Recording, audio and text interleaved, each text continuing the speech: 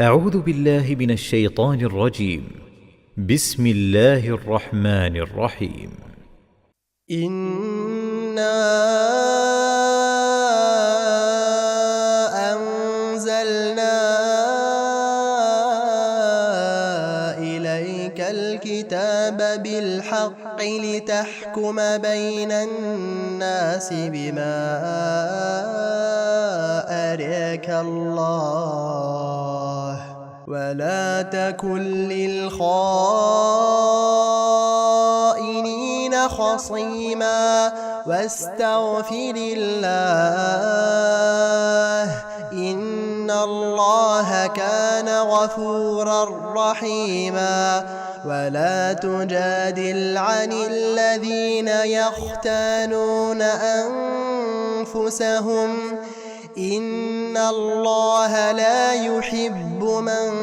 كان خوانا نثيما يستخفون من الناس ولا يستخفون من الله وهو معهم إذ يبيتون ما لا يرضى من القول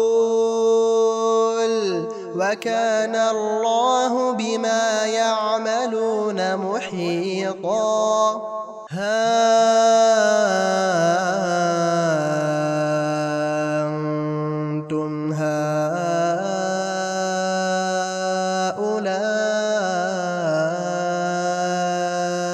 جادلتم عنهم في الحياة الدنيا فمن يجادل الله عنهم يوم القيامة أم من يكون عليهم وكيلا ومن يعمل سوءا أو يظلم نفسه ثم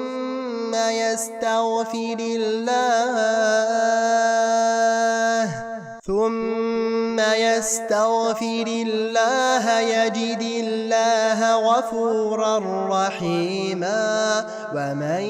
يكسب إثما فإنما يكسبه على نفسه وكان الله عليما حكيما ومن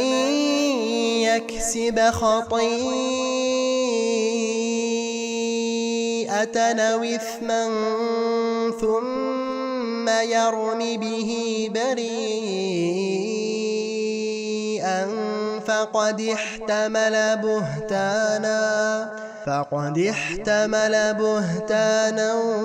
وإثما مبينا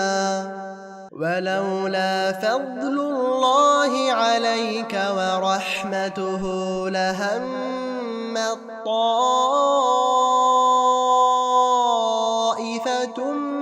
منهم أن يضلوك